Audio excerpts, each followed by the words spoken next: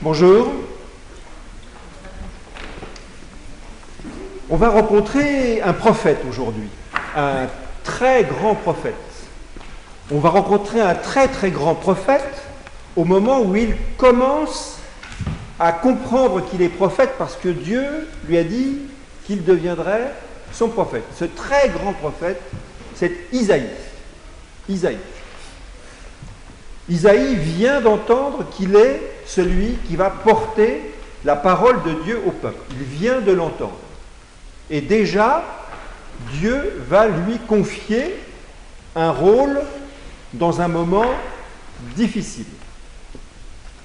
Ce moment, c'est... Alors, nous sommes 750 ans avant la naissance de Jésus, et il y a un roi des Juifs qui s'appelle Akaz. Akaz est un descendant de David. Il est de la maison de David.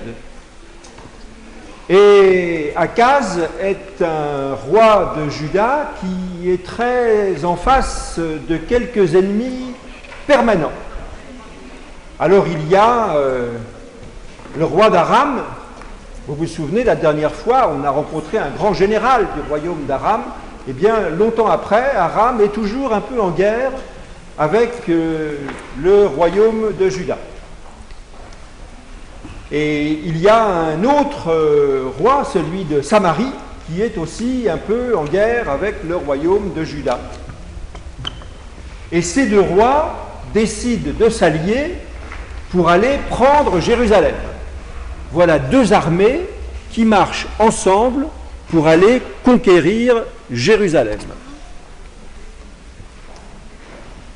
Et on annonce à Akaz, roi de Juda, dans sa ville de Jérusalem, que ces deux rois sont en train de partir, le texte nous dit, pour les effrayer et les prendre.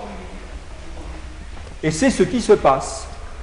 Quand on annonce à Akaz que ces deux rois sont en train de monter contre Jérusalem, le texte nous dit, le cœur du roi et le cœur du peuple palpitèrent comme palpite la forêt dans le vent.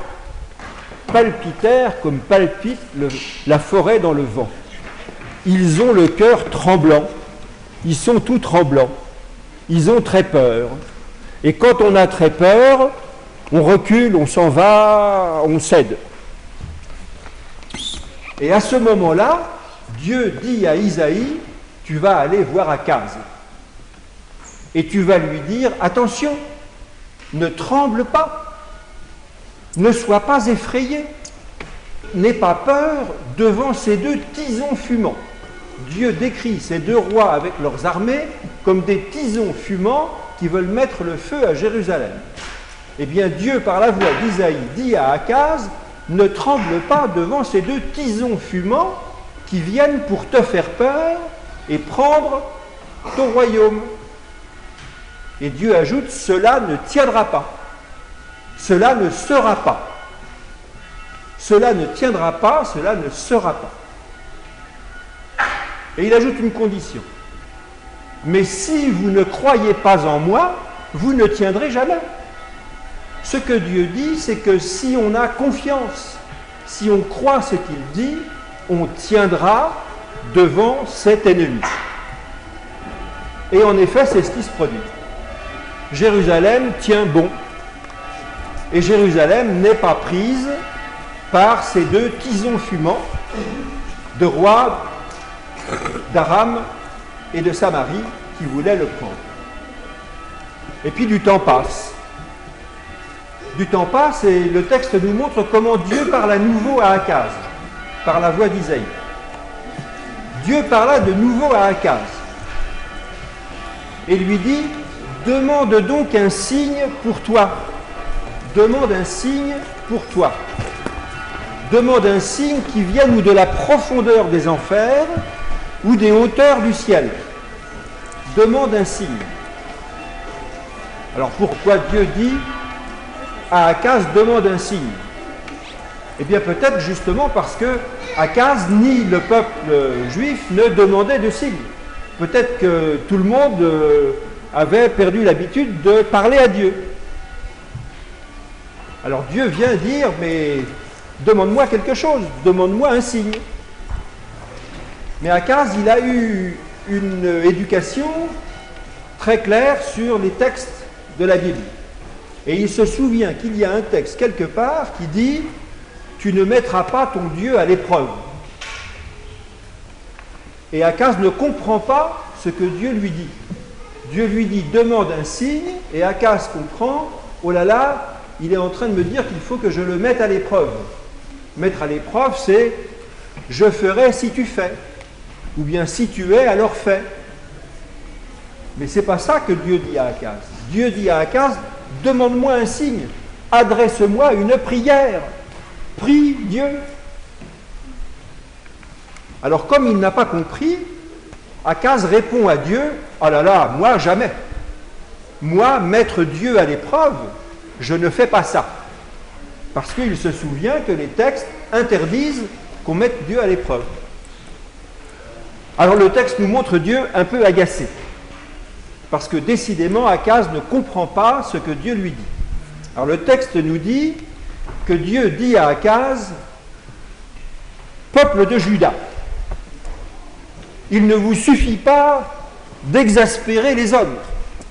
Il faut maintenant que vous exaspériez aussi Dieu. Vous ne comprenez pas ce que je vous dis.